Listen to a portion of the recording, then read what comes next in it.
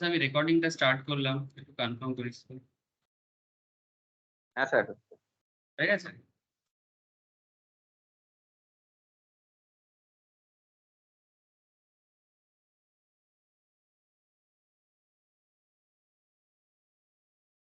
Started? Hello? হ্যাঁ sir. Okay, notification okay, okay sir, good morning again to all of you sir. अच्छा चलो sir, धीरे धीरे start करते हैं आज का ऑप्शन मार्केट का क्लास। तो ऑप्शन मार्केट में क्या चल रहा है और कहाँ जाना है। सेकेंड।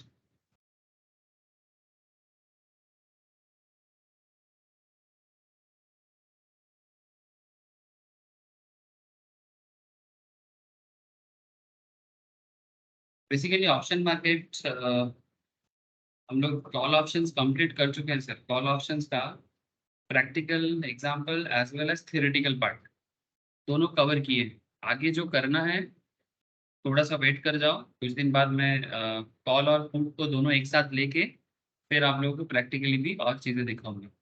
लेकिन उससे पहले पुट थोड़ा समझ लेना पड़ेगा। ठीक है, हम लोगों ने कॉल के ऊपर काफ़ी डिस्कशंस किए हैं लास्ट फ्यू लेक्चर्स में ऑप्शंस में, लेकिन पुट के ऊपर ज़्यादा डिस्कशन नहीं हुआ है। एकदम मतलब नॉर्मली बोला जाए तो पुट के ऊपर कोई डिस्कशन नहीं हुआ है। तो आज ना सर, आज पुट पे बात करेंगे कि एक पुट ऑप्शन बायर या पुट ऑप्शन सेलर को क्या करना चाहिए, और ये पुट ऑप्शंस बाय सेल होता क्या है।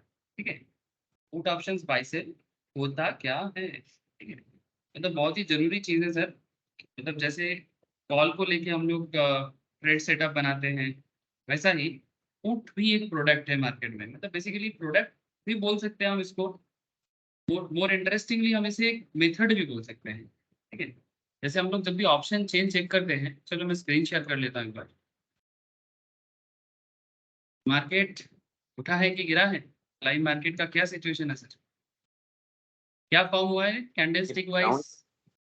कैंडलस्टिक क्या बता रहा है सर, डाउन कैंडलस्टिक्स आइडेंटिफाई क्या कर रहा है सर, बोलो ये क्या हुआ है, कोई पर्टिकुलर सर पैटर्न दिख इनकल रहा है। Engulfing, bearish engulfing. हाँ सर,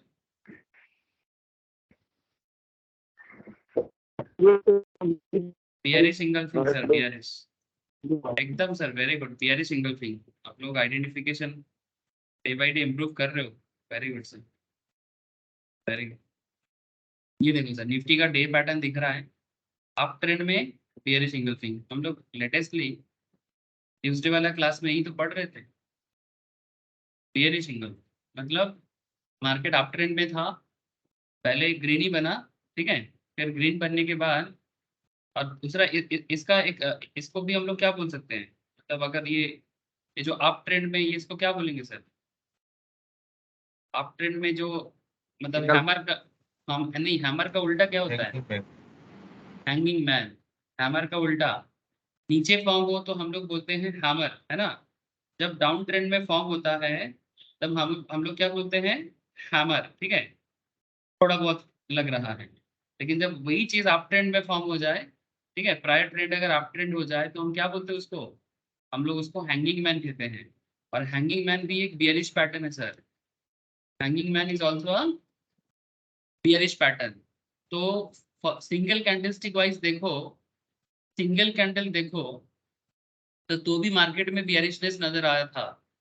जो लोग निफ्टी में ट्रेड ले रहे सर, ठीक है, जो लोग निफ्टी में ऑप्शन ट्रेडिंग कर रहे हैं, उनके लिए जरूरी होता है ना ये सब चीजें, बहुत जरूरी होता है। तो अगर आप ऑप्शन चेन देखते हो, निफ्टी में ट्रेड ले रहे हो, you have to understand this things. तो फर्स्ट सिंगल कैंडल वाइज भी अगर आप देखो तो आपको एक इशारा दे रहा है ना। समझदारों के लिए क्या होता है सर, इशारा काफी होता है, कहते हैं ना सर, समझदारों के लिए इशारा काफी होता है, यही सब मार्केट का इशारा है। बट प्रॉब्लम वही है सर, हम लोग इशारा को समझ पाएंगे कि नहीं। अच्छा, सेकंड थिंग, आपको डबल कंफर्मेशन मिलता है। देखो, अब मल्टीपल कैंडल वाइज भी अगर चेक करोगे तो आपको मल्टीपल कैंडल भी आपको एक बियरिश सिंगल्स दे रहा है सर। और बियरिश सिंगल्स देने के कारण मार्केट में बियरिशनेस एकदम मतलब मैंडेटरी बोल सकते हैं सर। मतलब इंगल्फिंग एक बहुत ही पॉपुलर कैंडल है और बहुत ही परफेक्ट कैंडल में से एक माना जाता है सर। और ओवरऑल डे पैटर्न दिख रहा है सर, मार्केट डाउन ट्रेंड में लेके गया है। चलो वेरी गुड सर। इसी तरह से टेक्निकल एनालिसिस में अपना डेवलपमेंट करते रहो, ठीक है। जो हम लोग एवरी ट्यूसडे को डिस्कशन अभी चल रहा है लाइव में, अभी बहुत चर्चा बाकी है, ठीक है। धीरे धीरे सब चर्चा करेंगे। लेकिन सर आज का क्लास टेक्निकल का नहीं है, आज का क्लास डेरिवेटिव का है सर। तो यहाँ पर हम लोग बात करेंगे ऑप्शन चेन में। ऑप्शन चेन का अगर मैं बात करूं तो हम लोग इधर आप देखें कॉल और इधर देखें पुट। कॉल के ऊपर मैंने चर्चा किया, call related strike price, call related premium का प्रीमियम डिस्कशंस नहीं किया अभी तक कि प्रीमियम का जो ये बढ़ना गिरना अभी तक चर्चा नहीं हुआ है। बट प्रीमियम क्यों लगता है, कौन देता है, कौन लेता है। हाँ सर, जैसे कॉल ऑप्शंस के केस में प्रीमियम कौन देता है, कॉल ऑप्शंस बायर है ना, प्रीमियम देता है। और प्रीमियम लेता कौन है, कॉल ऑप्शन सेलर है ना। हाँ बोलो सर। यस, आवाज कट रहा है किसी का, किसका आवाज है? सेलर, हाँ वेरी गुड। तो call options buyer and call option seller एक प्रीमियम देता है कौन। जैसे कि हम लोगों का एग्जांपल याद करो, हम लोग का जो केस स्टडीज एग्जांपल था, ठीक है, अजय एंड वेनु, अजय एंड वेनु वाला एग्जांपल याद करना सर। ये आपको हेल्प करता है, ऑलवेज सिंप्लीफाई करने में हेल्प करेगा। In our express way example, Kolkata Benaras express way जो एग्जाम्पल लिया गया था, इसमें कोलकाता बेनारस एक्सप्रेस वे क्या था सर, अंडरलाइन था, अंडरलाइन। जैसे अगर हम लोग निफ्टी में ट्रेड लेते हैं तो निफ्टी इज आवर अंडरलाइन। अगर आप बैंक निफ्टी में ट्रेड लोगे तो bank Nifty is your underline. Just यहाँ पर सिलेक्ट करो, ये देखो सर बैंक निफ्टी आ गया, तो bank Nifty is your underline. ठीक है, आप यहाँ पर मिड कैप निफ्टी सिलेक्ट करो तो mid cap Nifty is your underline. ठीक है, आप यहाँ पर फाइनेंस निफ्टी सिलेक्ट करो तो वो हो जाएगा आपका अंडरलाइन। एग्जैक्टली। चलो उतना ज़्यादा इधर भी जरूरत नहीं है, निफ्टी और बैंक निफ्टी बहुत पॉपुलर होता है सर ट्रेडिंग के लिए। लेकिन मैं कहना ये चाहता हूँ कि अंडरलाइन शुड बी देयर। मतलब अंडरलाइन मतलब जो मेन एसेट्स हैं जिसके ऊपर बेस करके कॉन्ट्रैक्ट हो रहा है, ठीक है, तो उसका मार्केट में ग्रो करना मतलब बुलिश होना या डाउन जाना। ठीक है, या तो मार्केट बुलिश होगा या तो मार्केट डाउन जाएगा या तो मार्केट साइडवेज मतलब फ्लैट रहेगा। यही तो तीन सिनारियो है।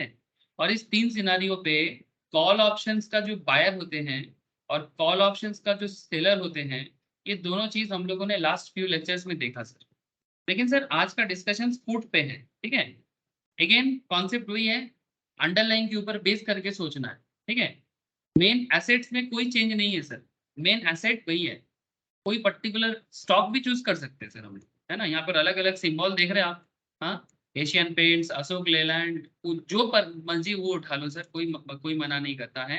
यहाँ पर मोटा मोटी स्टॉक मार्केट लिस्टेड ऑलमोस्ट सारे कंपनीज ही हैं पॉपुलर, जो फ्यूचर एंड ऑप्शंस पे ट्रेडिंग के लिए अपने आप को एक्टिव करके रखा है, ठीक है। ये देखो सर, जाइडस लाइफ, फिर आपका जील, विप्रो, वाइल्ड बोर्ड, वोल्टस, ठीक है, वेदांत लिमिटेड, टीसीएस, कौन नहीं है, सब है। आप इंडिविजुअल भी चेक कर सकते हो, ठीक है, मतलब स्टॉक वाइज। और अगर आप निफ्टी लेना चाहते हो मतलब इंडेक्स में ट्रेड करना चाहते हो, जो सबसे पॉपुलर है because of its versatility, because of its liquidity. इसके ऊपर मैंने फ्यूचर की क्लास में एक चर्चा किया था कि आखिर लोग फ्यूचर में क्यों ट्रेड करते हैं, ठीक है। अगर किसी ने ये क्लास मिस किया है तो प्लीज मेरे को बोलना, मैं उनको शेयर करूंगा। ये फ्यूचर के टाइम पे मैंने एक स्पेशल क्लास कराया था कि आखिर मतलब निफ्टी में लोग क्यों ट्रेड लेते हैं, मतलब why Nifty is so popular. और इसके पीछे एक डिटेल्स डिस्कशन हुआ था कि निफ्टी में लोग क्यों ट्रेड लेते हैं, और इसके पीछे मैंने बोला था सर, जो मैं फ्यूचर के अंदर ही एक क्लास में करवाया था, ठीक है। अगर किसी ने अभी तक नहीं किया वो क्लास, प्लीज मेरे को बताना, मैं वो क्लास शेयर कर दूंगा आपसे, ठीक है, ताकि आप एक बार गो थ्रू करो कि आखिर निफ्टी इतना पॉपुलर क्यों है। उसमें डाइवर्सिफिकेशन के ऊपर बात हुआ था, और एक इंटरेस्टिंग चीज में म्यूचुअल फंड कंपनीज कैसे काम करता है उसके ऊपर भी मैंने चर्चा किया था। चलो ठीक है, अभी उतना जरूरी नहीं है, जब जरूरी होगा मैं फिर बताऊंगा। Look at again sir put. चलो पुट को बेसिक से समझते हैं। पुट का जो नॉर्मल पॉइंट ऑफ व्यू ना, पुट ऑप्शंस का जो बायर होते हैं, पुट में भी सेम चलता है सर। आप पुट बाई भी कर सकते हो, आप पुट सेल भी कर सकते हो, ठीक है। एक क्या है, जैसे कि कॉल ऑप्शंस में जो सिंबल होते हैं वो सीई नजर आता है, ठीक है। और पुट ऑप्शंस में जो सिंबल होते हैं वो पीई नजर आता है सर, पीई, ठीक है, मैं दिखा देता हूँ आपको। यहाँ पर ऐसे तो पुट दिख रहे हैं, बट अगर आप कॉन्ट्रैक्ट देखना चाहोगे डेरिवेटिव्स के अंदर, मैं शो करता हूँ आपको, एक सेकेंड। डेरिवेटिव में चला मैं, और यहाँ पर मैं बैंक निफ्टी में क्लिक किया, और जैसे ही मैंने बैंक निफ्टी में क्लिक किया, इंडेक्स ऑप्शंस मुझे दिख रहा है। एक सेकेंड।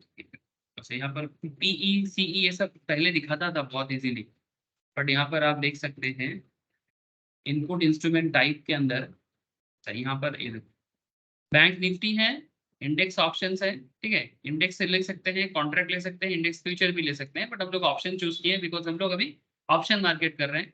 यहाँ पर एक्सपायरी डेट है, नियरेस्ट एक्सपायरी कल है, कल थर्सडे है ना, थर्सडे का एक्सपायरी है कल। और देखो सर 27 अप्रैल 4 में, मतलब एवरी थर्सडे का डेट दिया हुआ है सर, एवरी वीक थर्सडे का डेट दिया हुआ है, ये एक्सपायरी डेट है सर, ठीक है, वीकली एक्सपायरी का डेट है। यहाँ पर आप देख सकते हो दो ऑप्शन है, option type put and call, ठीक है। नॉर्मली पुराना अगर आप एनएससी का साइट देखते हैं, वहाँ पर आजकल दिखेगा नहीं सर, वो साइट को एनएससी ने डिसमेंटल कर दिया, बट उसमें दिखता था पीईसीई करके दिखाता था, ठीक है। बट अभी ये सब ऑप्शन चूज करना शायद बंद कर दिया है, बट आपको नॉलेज के लिए बता दो, पीईसीई ऐसा ही नजर आता होगा आपको। अब आगे देखो आप, now look at again sir. तो यहाँ पर पीई पुट ऑप्शन सिलेक्ट किया गया है, ठीक है। यहाँ पर आप ये भी चेक कर सकते हो कि मोटा मोटी क्या क्या स्ट्राइक स्ट्राइक प्राइस चूज कर सकते हैं, ठीक है। सब स्ट्राइक प्राइस का डेटा है सर। एक चीज अभी तक समझ में नहीं आया शायद सबको, कि सर कौन सा स्ट्राइक प्राइस कब चूज करना चाहिए। सर वहां तक आप लोग पहुंचे ही नहीं है अभी तक। स्ट्राइक प्राइस का कैरेक्टर समझ रहे हैं आजकल, कि स्ट्राइक से ज्यादा होगा मार्केट प्राइस तो प्रॉफिट होगा कि लॉस होगा, वो भी डिपेंड करते हैं कैरेक्टरिस्टिक ऑफ ट्रेडर के ऊपर। आप कौन हो, मतलब आप कॉल ऑप्शंस बायर हो कि कॉल ऑप्शन सेलर हो, पुट ऑप्शंस बायर हो कि पुट ऑप्शन सेलर हो, उस पर डिपेंड करता है कि आपका कौन सा स्ट्राइक सही रहेगा। वो टाइम अभी तक आया नहीं सर, ठीक है। जब आएगा आपको मैं समझ, आपको भी समझ में आ जाएगा, और मैं भी आपको डिटेल्स में समझाऊंगा। फिलहाल तो बेसिक चल रहा है सर, ठीक है। तो आज तो बस पुट ऑप्शन में बस आपको दिखा रहा हूँ कि कहाँ हम लोग ये सब डेटा चेक कर सकते हैं। मैं जस्ट आपको एनएसी के साइड में दिखा रहा हूँ कि हम लोग किस तरह से अलग अलग डेटा को चेक कर सकते हैं। जस्ट एक बार मैं गो थ्रू करा दिया आपको। बाकी यहाँ पर ये सब जो इन्फॉर्मेशन है ना ऑर्डर बुक के अंदर, ठीक है, ये भी सिखाऊंगा। ये चीज मैंने फ्यूचर क्लास में भी सिखाया था, ठीक है, ऑप्शन में भी सिखाऊंगा। Traded information and other information सब बताऊंगा सर, ठीक है। वोलेटिलिटी कैलकुलेशन सब होगा, टाइम लगेगा सर। सर मैं आपको क्या बोला सर, फाइनेंस का वन ऑफ दी, मतलब टफेस्ट कॉन्सेप्ट में से एक माना जाता है डेरिवेटिव कॉन्सेप्ट। तो इसको ना हल्का से मत लीजिए, और मैं ऐसा भी नहीं बोलूंगा कि बहुत ज्यादा सीरियसली भी लीजिए। ज्यादा सीरियस लेने पे क्या होता है ना, दिमाग के ऊपर से चला जाता है। सो टेक इट इजी, लेकिन थोड़ा कंसंट्रेशन के साथ और धीरे धीरे बिल्डअप कीजिए। मतलब ऐसा ना हो, मतलब मानो किसी पॉइंट में आपको अचानक से ऐसा लग रहा है कि समझ में नहीं आ रहा है, तो ऐसा नहीं कि मेरे दिमाग में नहीं जा रहा है। आपको थोड़ा पेशेंसफुल होना जरूरी है, ठीक है। जिन लोगों का बेसिकली मार्केट आइडिया बिल्कुल नहीं है, मैं उनके लिए बोल रहा हूँ कि कभी कभी आपको लगेगा कि कंफ्यूजिंग हो रहा है, होने दो कंफ्यूजन। कंफ्यूजन बहुत जरूरी होता है, क्योंकि कंफ्यूजन होगा तभी तो आपको एक्चुअल क्लैरिटी मिलेगा धीरे धीरे।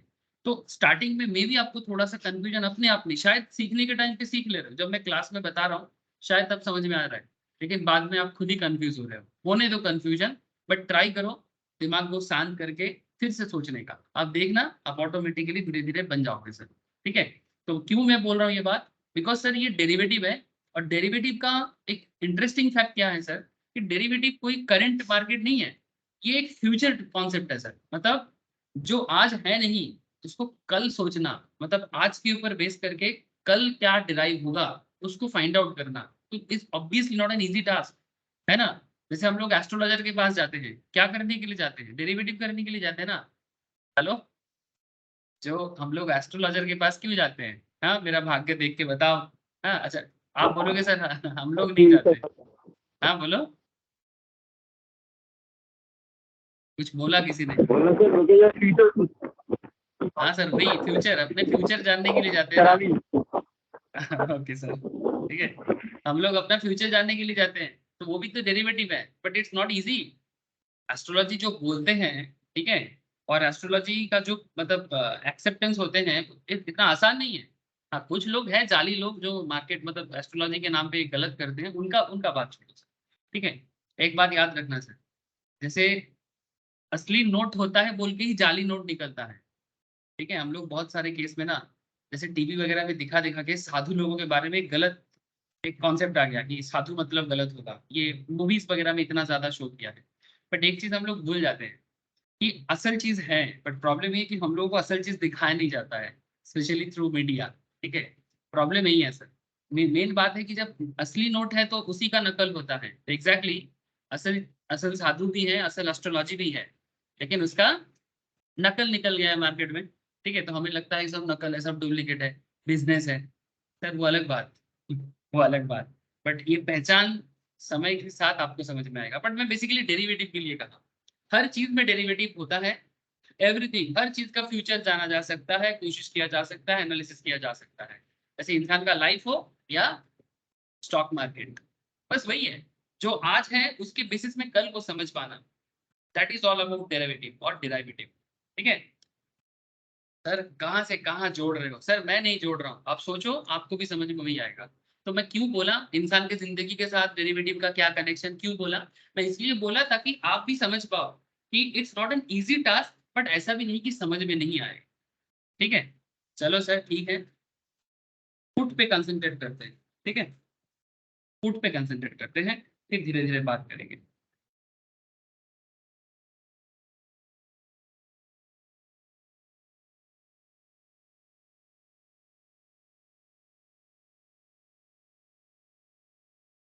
तो सर ऑप्शंस में call options buyer, call option seller, उनका कैलकुलेशंस, उनका प्रॉफिटेबिलिटी कैलकुलेशंस काफी पढ़ लिए सर, बहुत पढ़ लिए। अब चलो पुट ऑप्शंस बाइंग के बारे में थोड़ा बात कर लेते हैं। सर तब से बोले जा रहे हो कब पढ़ोगे? सर पढ़ा ही तो रहा हूँ, कभी कभी थोड़ा सा बैकग्राउंड में भी चले जाता हूँ। ओरिएंटेशन को ठीक करना है। ठीक है, ओरिएंटेशन मतलब वही बैकग्राउंड को ठीक करना है। आई होप बाय नाउ इतना तो हम लोग समझ सकते हैं कि कॉल ऑप्शंस का जो बायर और सेलर का पर्सपेक्टिव है, ये क्लियर हो गया। और अगर आप स्टॉक मार्केट भूल गए, ठीक है, भूलना नहीं चाहिए, बट फिर भी अजय भेनु का एग्जाम्पल तो याद ही रहेगा। अजय कौन बना था? प्लीज टेल मी, अजय कौन बना था sir? Call option buyer. Buyer. Dhenu कौन बना था? कॉल ऑप्शन और राइटर। सेलर। हाँ, writer. Very good sir, yes very good. Seller is also known as writer, seller को कॉल राइटर भी कहा जाता है। अब ये चीज आपको क्लैरिटी से पहले से पता है सर, इसी चीज को दिमाग में रखो, कोई प्रॉब्लम नहीं है। बट हम लोग अभी कॉल पे नहीं, पुट पे फोकस करेंगे। लेकिन पुट को समझने के लिए कॉल को समझना भी जरूरी है। तो call options from both buyers and seller perspective उन लोगों को पता है sir. But if you are indeed familiar with the call options, then orienting yourself to understand put option is fairly easy. So if you understand call properly, then put समझना easy है। Only change in a put options is the view on market should be bearish as opposed to bullish view of a call options buyer. मतलब Ajay example को याद करो, Ajay and Venu वाला example again, because ये हमारा case studies था। ठीक है, तो अजय ने क्या सोचा था? बेनारस कोलकाता एक्सप्रेसवे, बेनारस कोलकाता जो हाईवे बन रहा है, एक्सप्रेसवे बन रहा है, वो बनेगा और लैंड का price, land price shoot up होगा, है ना, लैंड का प्राइस आसपास में जमीन जो है पड़ेगा। तभी अजय ने कॉल ऑप्शंस बाय किया था, भेनु को बोला था कॉल ऑप्शंस एग्रीमेंट को बाय किया। 6 मंथ्स का एग्रीमेंट बनाया था, 6 महीने का एग्रीमेंट, जिसमें अजय ने भेनु को बोला था कि भाई 1 लाख रख।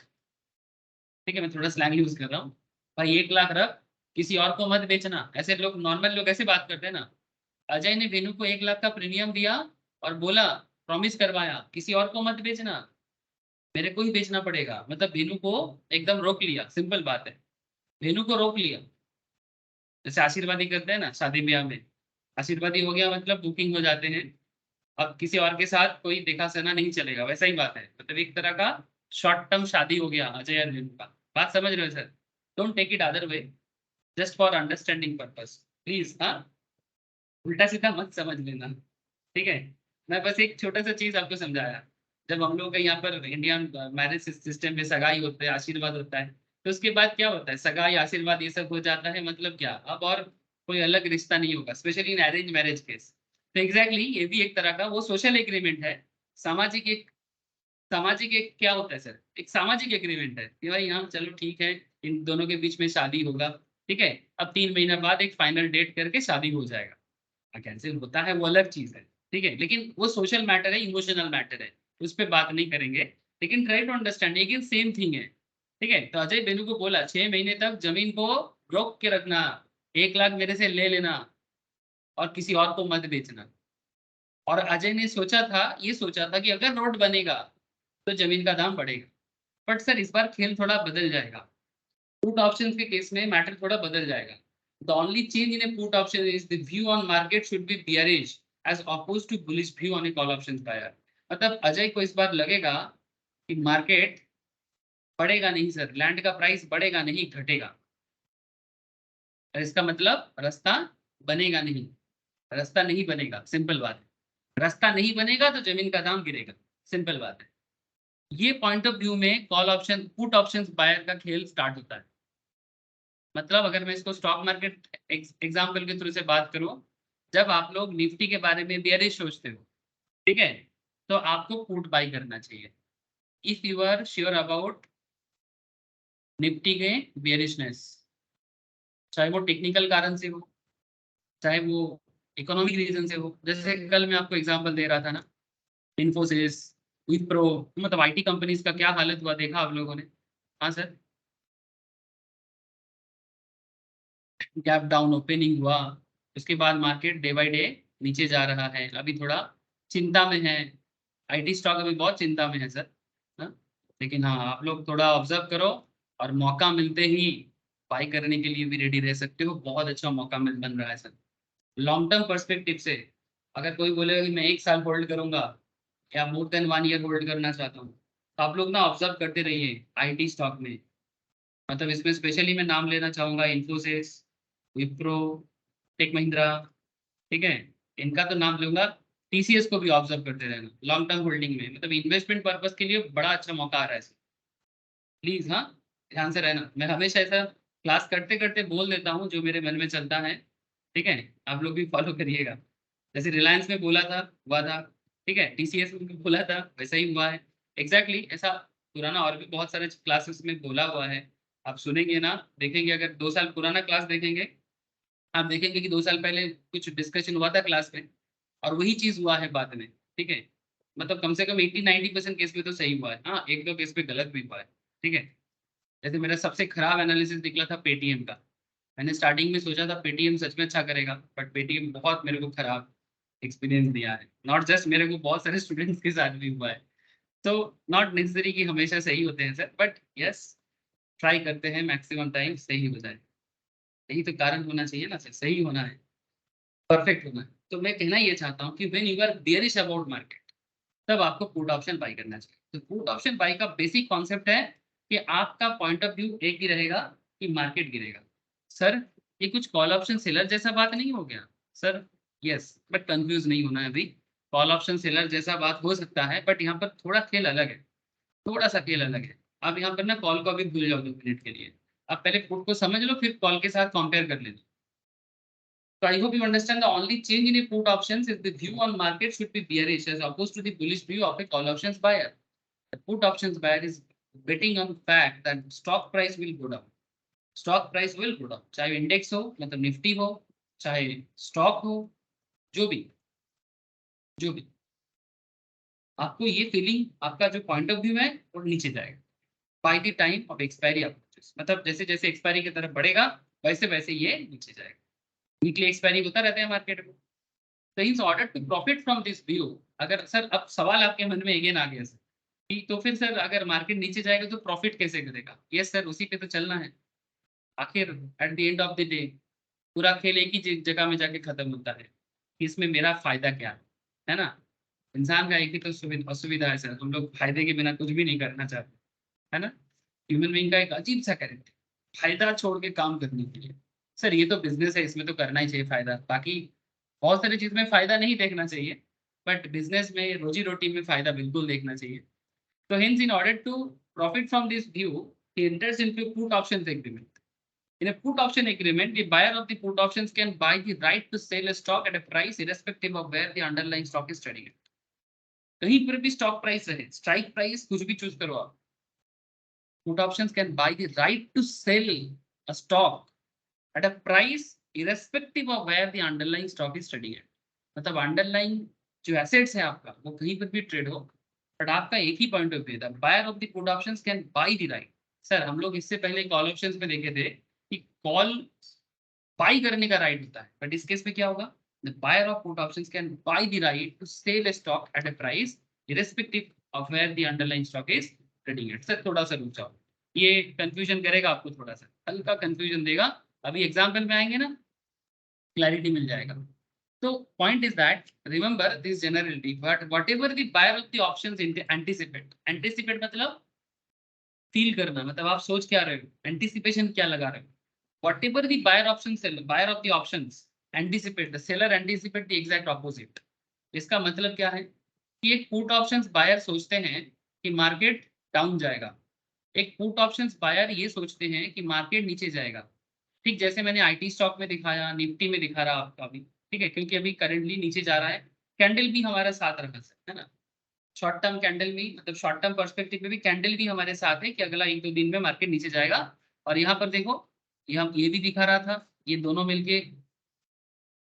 इंगल्फिंग भी दिखा रहा था, बेयरिश इंगल्फिंग।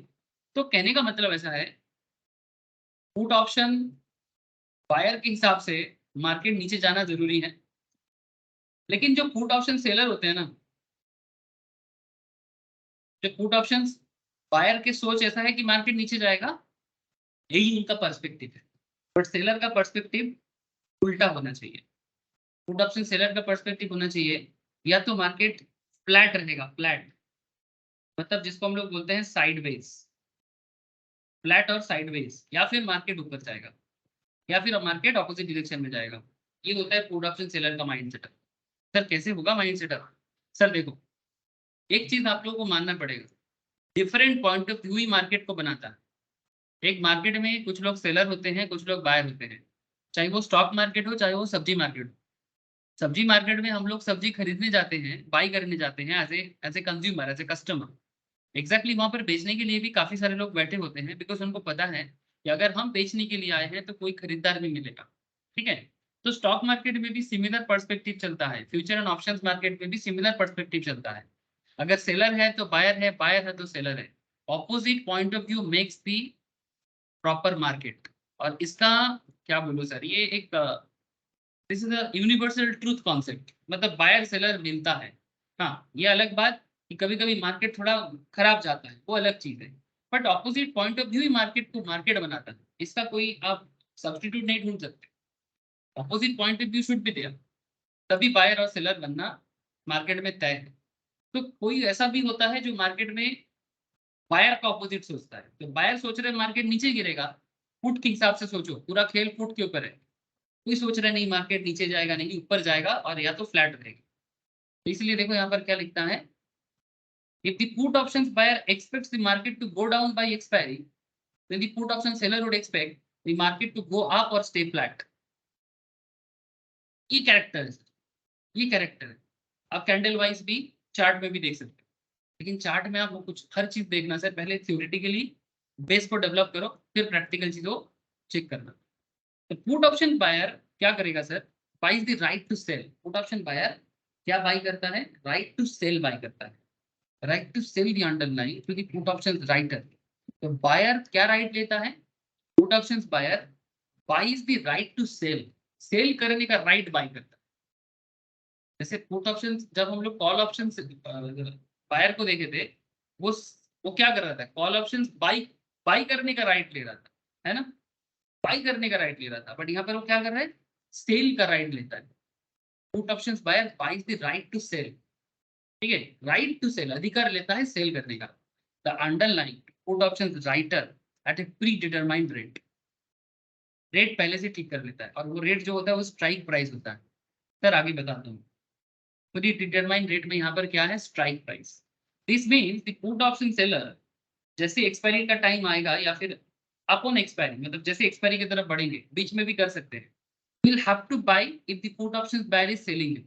अगर put options buyer उसको सेल करेगा तो सेलर को खरीदना पड़ेगा. This means the put option seller upon expiry will have to buy if the put options buyer is selling. अगर put options buyer सेल करेगा तो लेना पड़ेगा put option seller.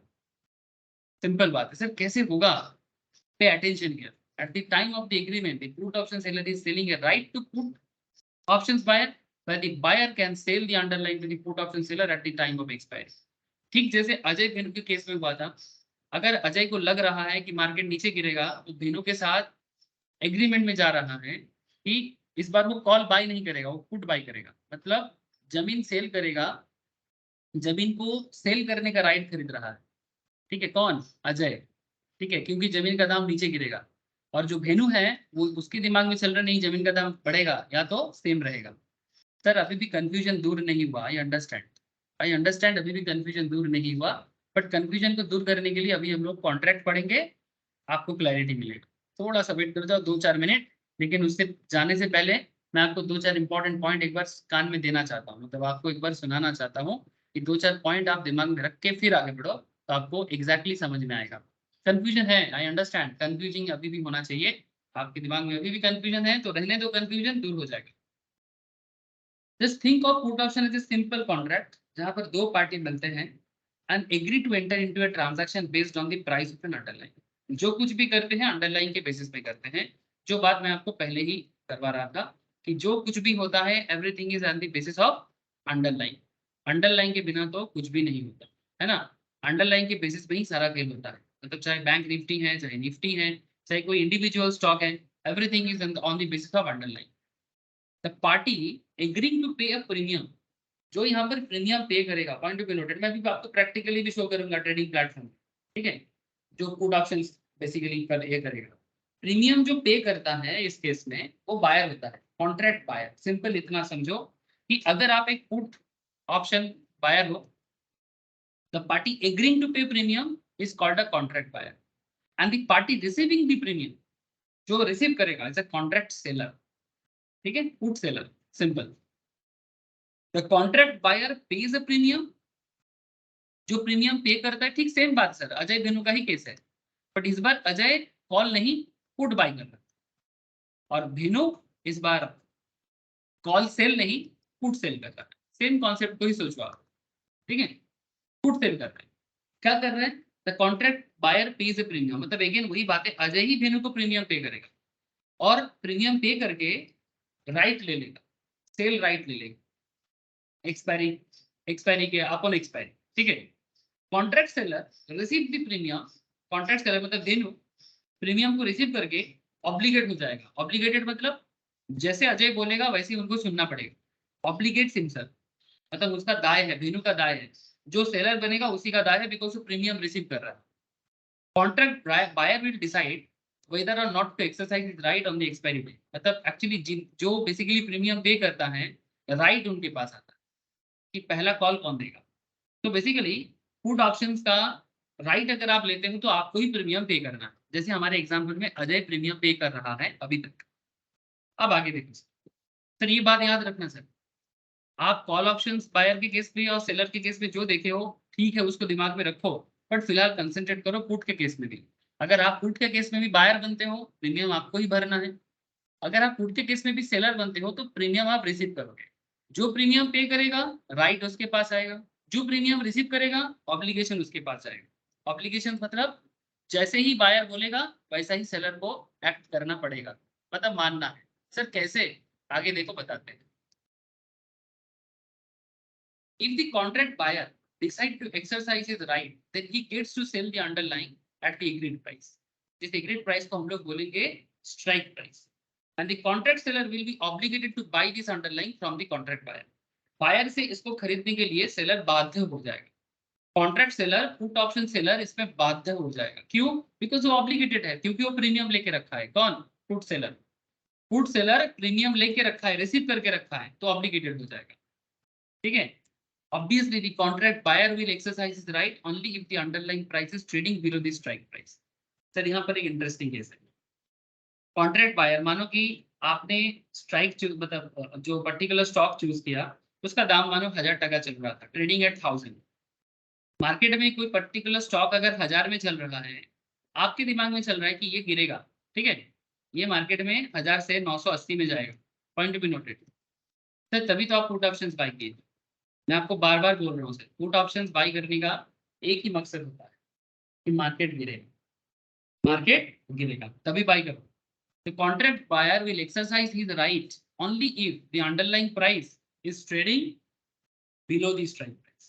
Strike price से भी नीचे जाएगा। अगर आपने 1000 का स्ट्राइक चूज किया था तो 980 में जाएगा, तभी आपको एक्सरसाइज करना चाहिए, नहीं तो नहीं।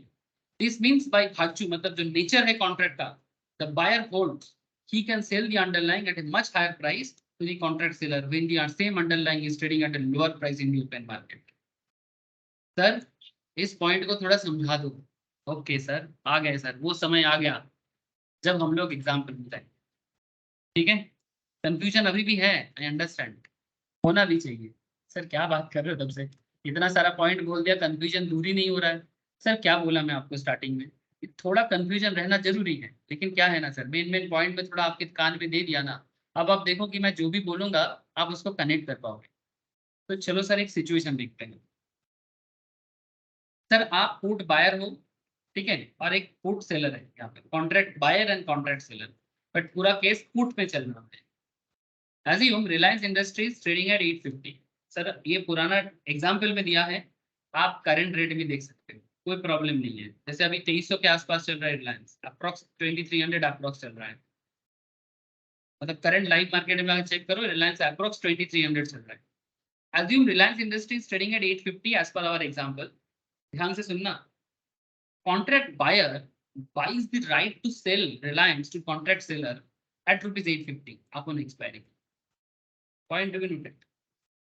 एक्सपायरी का जो पीरियड है आपके पास, जैसे अलग अलग एक्सपायरी पीरियड होता है ना, अलग अलग एक्सपायरी पीरियड होता है ना, एवरी मंथ का एक्सपायरी है। जैसे ये देखो सर, पुट में आपका कहाँ गया एक्सपायरी, है देखो, जैसे कल एक एक्सपायरी है, 27 अप्रैल का एक एक्सपायरी है, 4 मई का एक्सपायरी है, 11 मई का एक्सपायरी है।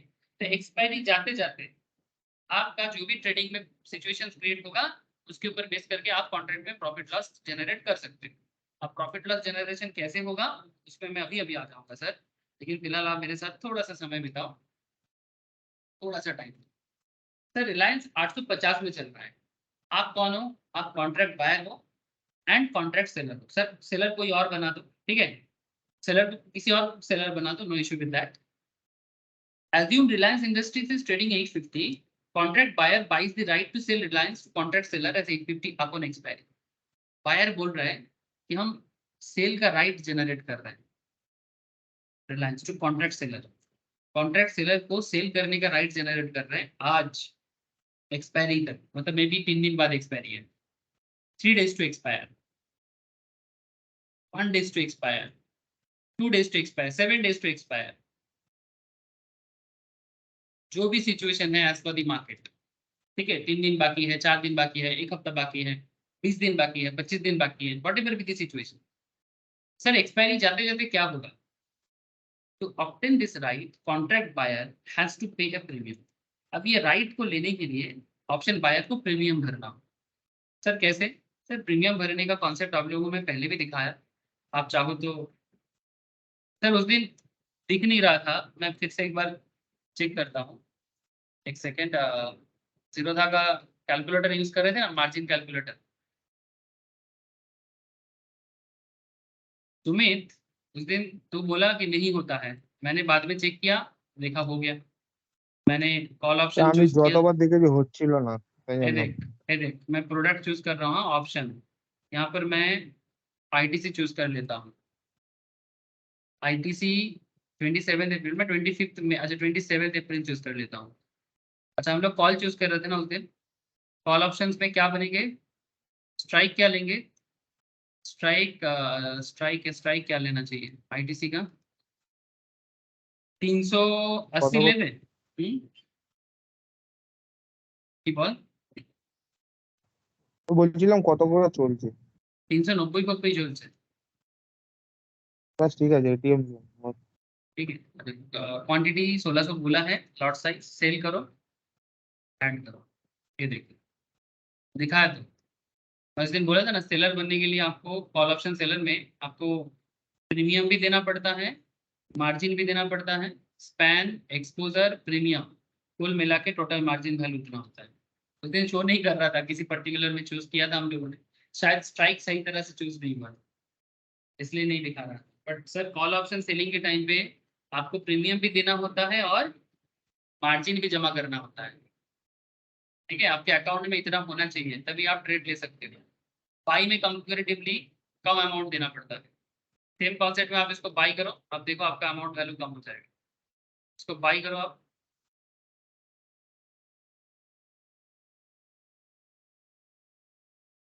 Call options by, options ITC call,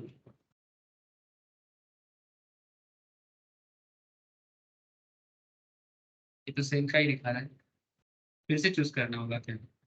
फिर से चूज करते हैं options ITC call, strike same रहने देते हैं, lot size already by added করছো दिस। না, সেল সেল সেল করবে তো। नहीं सेल में तो दिखाया, मैं एक बार बाई में सेल तो दिखाया, ये तो सेल का ही वैल्यू दिख रहा है, margin requirement as well as premium. Buy करने से भी दिखाएगा, शायद इसको चेंज करना पड़ेगा और रीसेट करना है, रीसेट नहीं किया इसलिए नहीं दिखा रहा। एनएफओ ऑप्शंस आईटीसी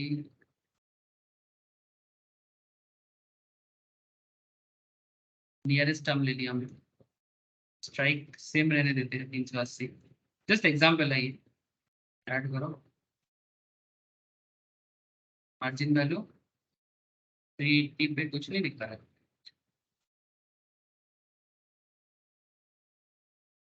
बार क्या ऑलरेडी एडेड कुछ मिसिंग हो रहा है, फिर से कुछ मिसिंग हो रहा है, छोड़ो।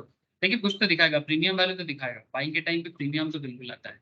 अच्छा चलो, मैं एक्चुअली पुट दिखाने के लिए आया, अगर मैं इसमें पुट करूं और पुट को अगर मैं बाई करूं तो शो करेगा क्या? पुट ऑप्शंस मार्जिन यहाँ पर कुछ शो नहीं कर रहा है, क्यों पता नहीं, कभी कभी करता है कभी कभी नहीं करता है, क्या करता है पता नहीं। एक second, ITC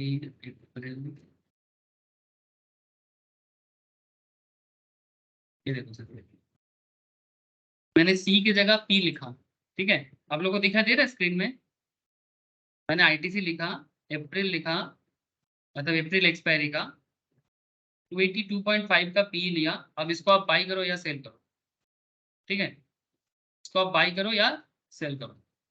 put options by कर, बाई बटन दबाओगे तो बाई होगा, सेल बटन दबाओगे तो सेल होगा।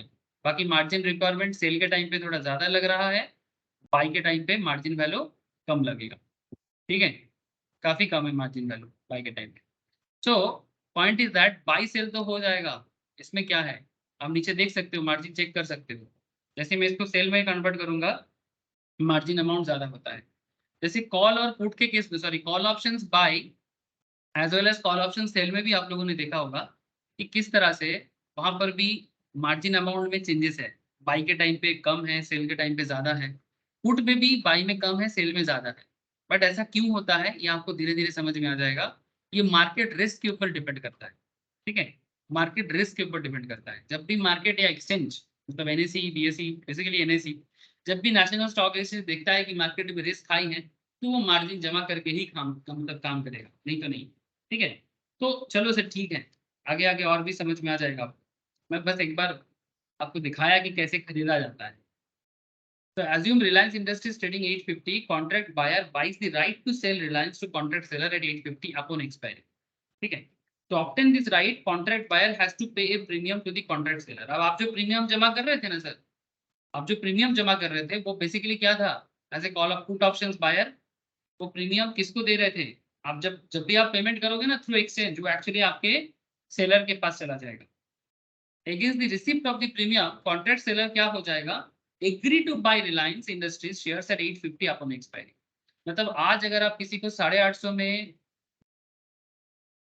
बाई कॉन्ट्रैक्ट लेते हो, पुट ऑप्शन बायर बनते हो, तो सेलर को आप जो जो पुट ऑप्शन सेलर बनता है, जो कॉन्ट्रैक्ट सेलर बन रहा है, आप उनको बाध्य करोगे जब एक्सपायरी होगा 850 में ही लेना होगा। क्यों? क्योंकि मार्केट ऑलरेडी नीचे गिर चुका है। मैं समझाना चाहता हूँ सर बस इतना सा कि अपन एक्सपायरी मानो रिलायंस 850 की जगह 820 में चला गया। The contract buyer can demand contract seller to buy Reliance in 850 from him. मतलब जिस प्रोडक्ट का दाम ऑलरेडी मार्केट में 850 की जगह 820 में चला गया, वही चीज आप पहले ही कॉन्ट्रैक्ट करके 850 में बेचने का वादा ले लिए थे। इसका मतलब आपका सोच सही निकला। 850 का प्रोडक्ट मार्केट में 820 में चला गया, तो मार्केट 30% में गिरा है, बट स्टिल एक्सपायरी में आप 30% ज्यादा दाम पे बेच पाओगे। सिंपल बात है। प्लीज टेल मी, किसी को कोई डाउट है कि नहीं इसमें? तब एक्चुअली पुट ऑप्शंस में होता क्या है, पुट ऑप्शन बायर के पास, वो मैं यहाँ पर समझा। प्लीज टेल मी, आपको बात समझ में आएगी?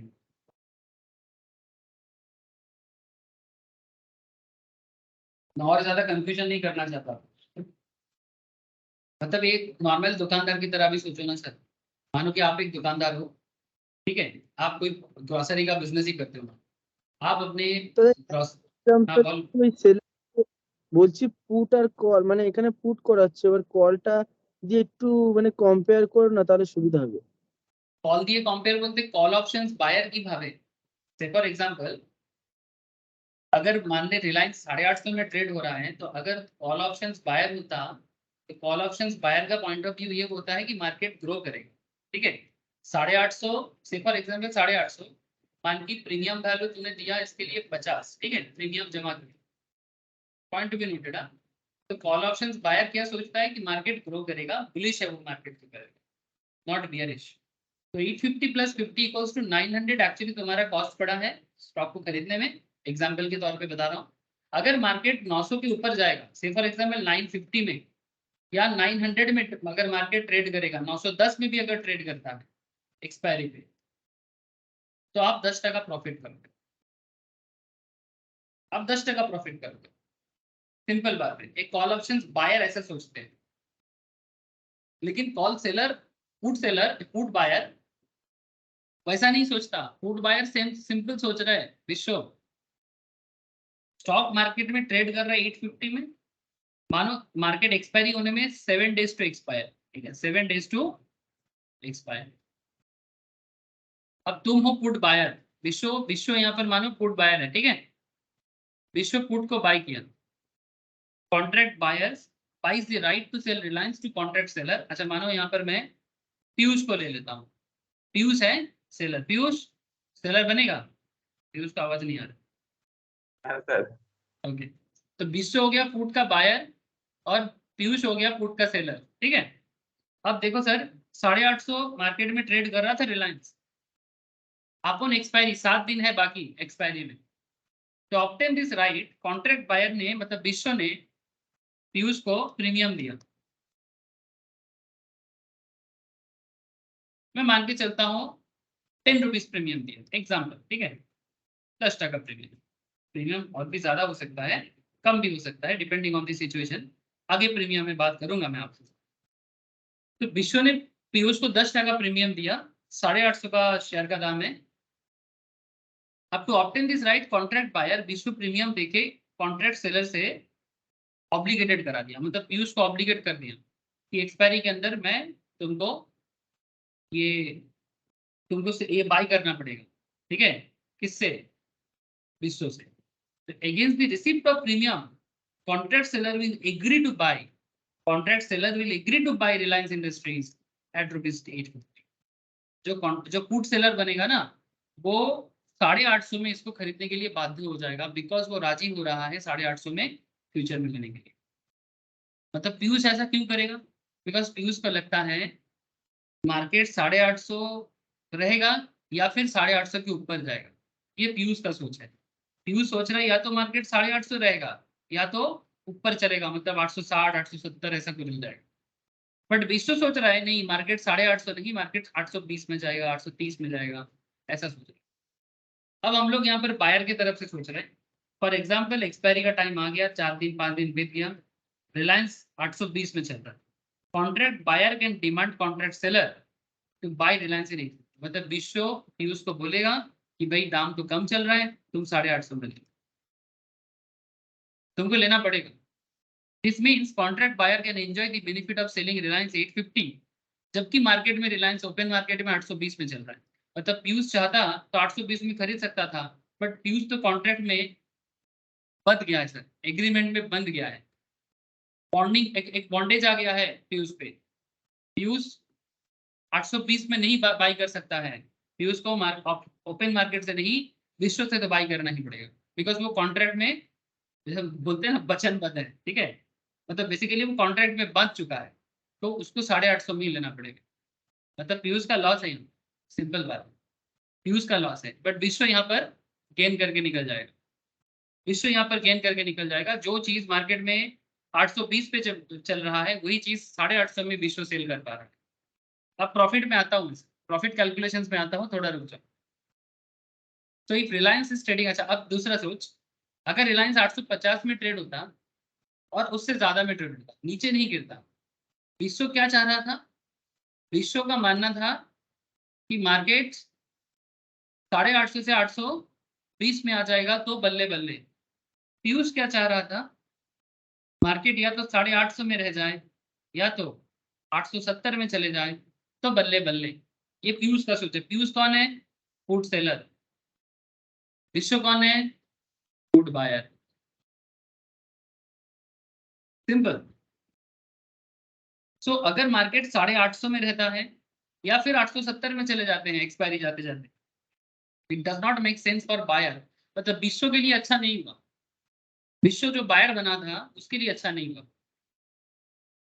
It does not make sense for contract buyer to exercise the right and ask contract seller to buy this share from him at 850, है ना, ये सेंस नहीं बनेगा विश्व के लिए, क्योंकि 850 में, क्योंकि विश्व को ये चीज ऑलरेडी मार्केट में हाई दाम पे चल रहा है। This is quite obvious since he can sell it at a higher price rate in the market, open market.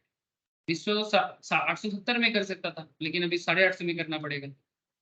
Agreement of this short where on one option the right to sell the underlying assets upon expiry is called a put options. The agreement of this short, ये जो agreement बना था, where one obtains the right to sell the underlying assets upon expiry is called put options. मतलब विश्व 870 में बेच सकता था बट नहीं बेच पाएगा, 850 में ही बेचना पड़ेगा, ऊपर से जो प्रीमियम दिया वो तो लॉस। कॉन्ट्रैक्ट सेलर का क्या है, कॉन्ट्रैक्ट सेलर का क्या हो जाएगा, मतलब पीयूष का क्या हो जाएगा, Piyush will be obligated to buy Reliance at 850 from contract buyer because he has sold Reliance 850 put options to contract buyer. वो पहले ही उसको सेल करके रखा था, कॉन्ट्रैक्ट करके रखा था, अब 850 में ले लेगा बायर से, बायर से 850 में ले लेगा। जहां पर भी मार्केट में 870 चल रहा है, जहां मार्केट में 870 चल रहा है, 870 चल रहा है। सर आई होप कि आपको ऑलमोस्ट समझ में आ गया है, आप ऑलमोस्ट कंफ्यूजन से धीरे धीरे, मतलब अंधकार से हम लोग धीरे धीरे लाइट का आलोक, मतलब रोशनी की तरफ बढ़ रहे हैं सर, है ना। I hope the about discussion has given you required orientations, good options.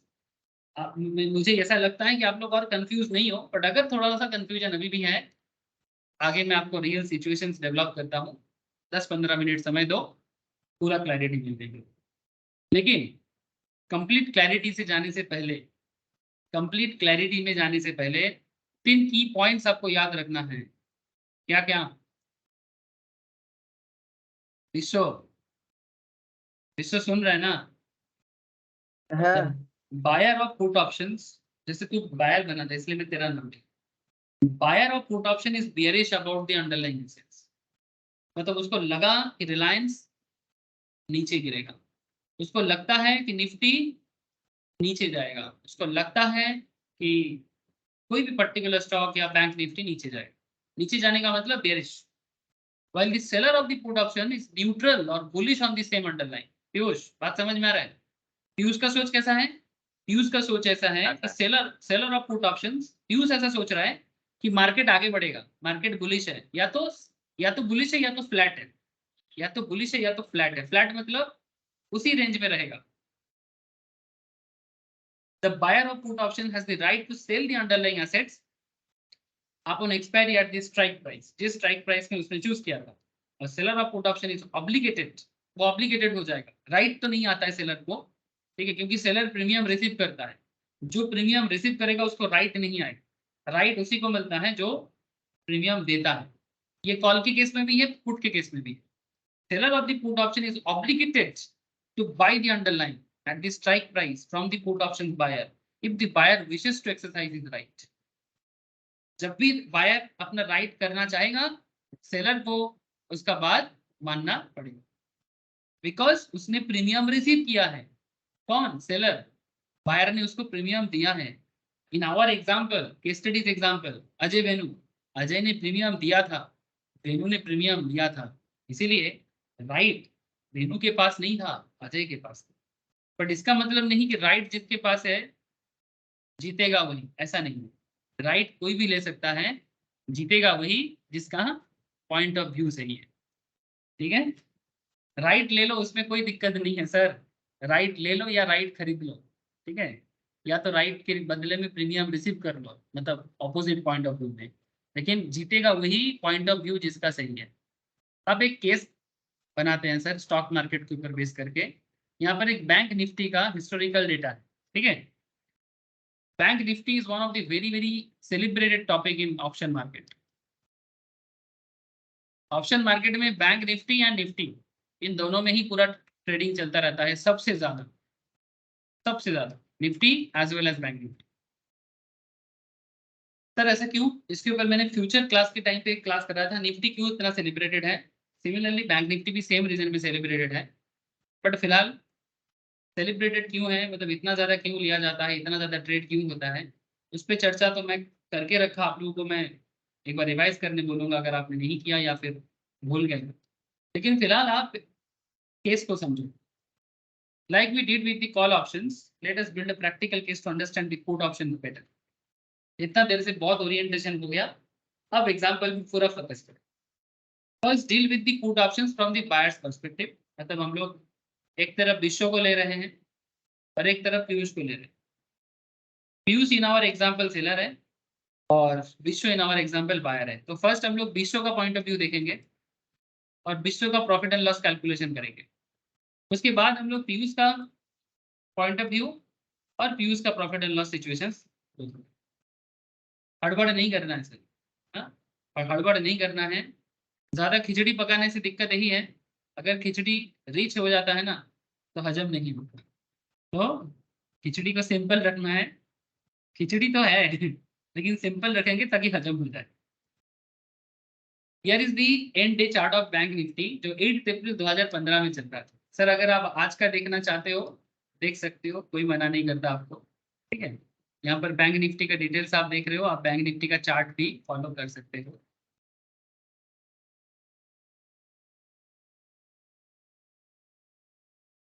ठीक है, बैंक निफ्टी अप्रैल फ्यूचर, बैंक निफ्टी मई फ्यूचर। अगर आप ऑप्शंस देखना चाहते हो, ये देखो कॉल ऑप्शन है ये सब, ठीक है।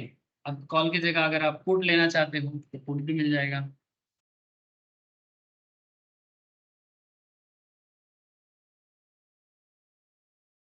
कितना स्ट्राइक चूज करें, बैंक निफ्टी अप्रैल,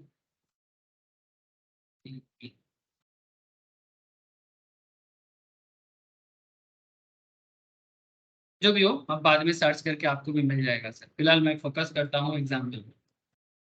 ये सब क्या चीज़ है, ये सब तो आराम से हो जाएगा सर। देखो, there is the end day chart of bank Nifty 2015 का चार्ट है, हिस्टोरिकल चार्ट है। बट हिस्टोरिकल डेटा से हम लोगों को बहुत कुछ सीखने को मिलता है, ठीक है, क्योंकि पहले हुआ है और सेम चीज बार बार होता है, आपको बस समझना है। सर यहाँ पर उस टाइम पे बैंक निफ्टी चल रहा था 18,417 में, आज का बैंक निफ्टी ऑलमोस्ट 40,000 के आसपास है। आज का बैंक निफ्टी कितना चल रहा है? 40,000 के ऊपर है, स्ट्राइक चल रहा है ऑलमोस्ट 42,000 के आसपास का है, ठीक है बैंक निफ्टी। देख पा रहे हैं ना सर आप? तो ठीक है सर, लेकिन उस टाइम पे 18,417 चल रहा था। कोई बात नहीं, ट्राई टू अंडरस्टैंड। यहाँ पर एक ग्रीन लाइन है, दो ब्लू बॉक्स है, एक ग्रीन जोन है और दो ब्लू बॉक्स है। सर क्या मिलेगा, ये ग्रीन लाइन और ब्लू बॉक्स है और यहाँ पर एक red arrow, this one, this one, this one and this one. क्या क्या समझाना चाहते हैं सर? ये सब टेक्निकल बातें हैं, यही सब चीज हम लोग टेक्निकल एनालिसिस में सीखते हैं। जो क्लास चल रहा है, बहुत सारा चीज बोलना अभी बाकी भी है। कैंडल तो आप देख ही रहे हो सर, अलग अलग कैंडल फॉर्म हुआ है। जैसे आप यहाँ पर चेक कर सकते हैं, यहाँ पर एक कैंडल ऐसा बना है जो आज का निफ्टी में बना हुआ है ना। देखो सर, सिमिलर निफ्टी बना है ना, प्लीज चेक इट। अभी अभी हम लोगों ने देखा, ये देखो,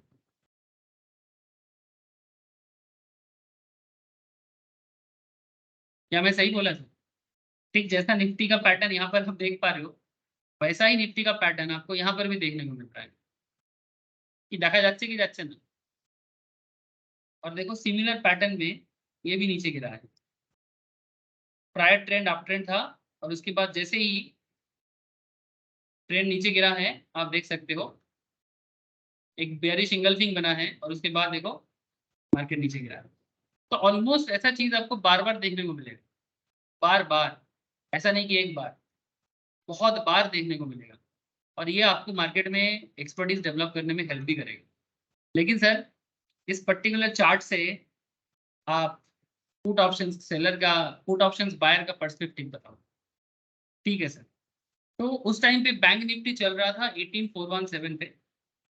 2 डेज देखो बैंक निफ्टी रेजिस्टेंस लेवल 18,550 में चल रहा था। Sir what is resistance level?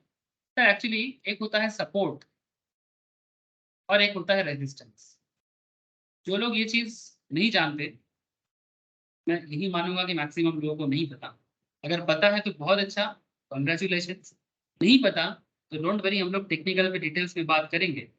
But फिलहाल यहाँ पर इस चीज को मैं 2 मिनट के लिए नॉर्मली समझाता हूँ। सर सपोर्ट का मतलब होता है जिस लेवल के नीचे मार्केट नॉर्मली नहीं पहुंचे। ठीक है, मतलब जो लास्ट जोन है बेयरिश साइड का, बेयरिश साइड का लास्ट एरिया जो है उसको सपोर्ट बोलते हैं, और बुलिश एरिया का जो ऑलमोस्ट लास्ट एरिया है उसको हम लोग नॉर्मली रेजिस्टेंस बोलते हैं। ठीक है, मैं समझाता हूँ। ये एक पर्टिकुलर स्टॉक, जैसे ये जो ग्रीन जोन है ना, इस ग्रीन जोन में ये देखिए सर, ये वाला एरिया देखिए, मार्च अप्रैल का ये जो एरिया है, ये मार्च अप्रैल का ही डेटा है, अभी भी ये मार्च अप्रैल ही चल रहा है, सिमिलर टाइम पीरियड फ्रेम में हम लोग हैं। ये जो मार्च अप्रैल का टाइम फ्रेम है, इस टाइम फ्रेम के अंदर मार्केट देखो सर, यहाँ से नीचे गिरा था, यहाँ से नीचे गिरा था, नीचे गिर के और नीचे आ गया था, फिर मार्केट और एक बार वहां पर गया, वापस देखो, एक बार वापस इस जोन में गया, फिर इस जोन से फिर से नीचे आ गया। इसका मतलब यहाँ पर बार बार मार्केट कंसंट्रेट कर रहा है। हेलो, आप लोग बात समझ पा रहे हो? इस जोन पे बार बार मार्केट कंसंट्रेट कर रहा है, और कंसंट्रेट करके वापस रिटर्न आ रहा है। इसका मतलब अगर मैं मंथली डेटा चूज करके चलूँ, मतलब आप बोलोगे सर ये वाला ये सब भी ले लो, सर ये सब में नहीं जाना है। अब यहाँ पर देखो सेम चीज यहाँ पर भी हुआ है, देखो सर दिस एरिया, मार्केट यहाँ से नीचे गिरा, फिर मार्केट ऊपर गया, फिर इस जोन में वापस मार्केट रुक गया, फिर नीचे आया, फिर ऊपर गया, फिर वहां पर थोड़ा रुक गया, फिर नीचे आया, फिर ऊपर गया, फिर यहाँ पर थोड़ा रुक गया। उसके बाद फिर मार्केट थोड़ा सा ऊपर चला गया था ड्यू टू कुछ रीजन, लेकिन वापस इधर आ गया, वापस इधर आ गया, फिर वहां से ऊपर गया, फिर नीचे आ गया। ठीक है, फिर थोड़ा ऊपर चला गया था, फिर नीचे आ गया।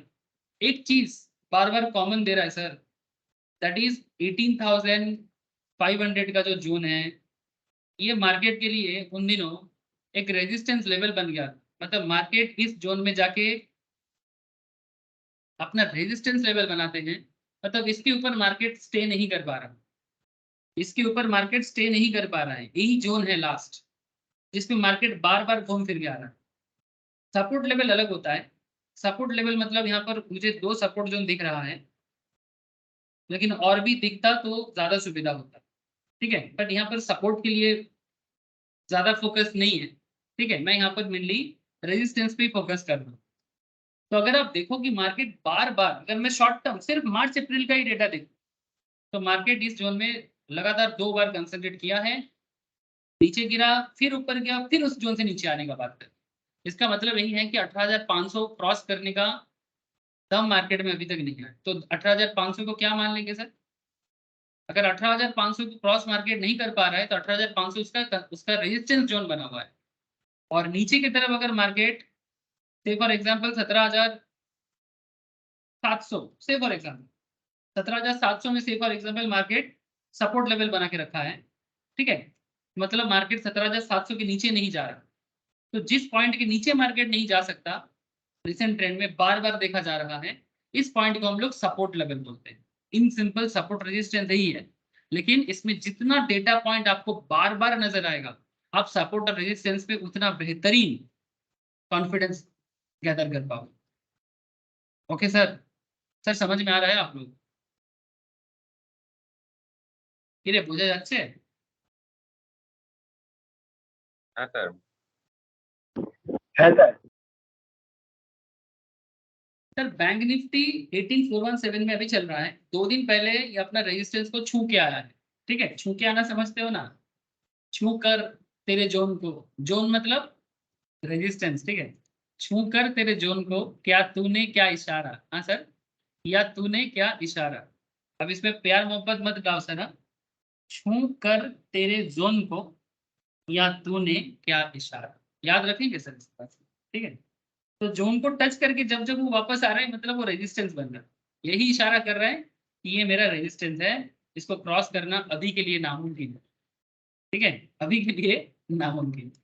थोड़ा कभी कभी ब्रेक हो सकता है ड्यू टू, वही कब होता है ऐसा, फॉरेन इन्वेस्टर्स का पैसा अचानक से मार्केट में बढ़ गया, फॉरेन इन्वेस्टर अचानक से मार्केट में सेल जनरेट कर रहा है, ठीक है।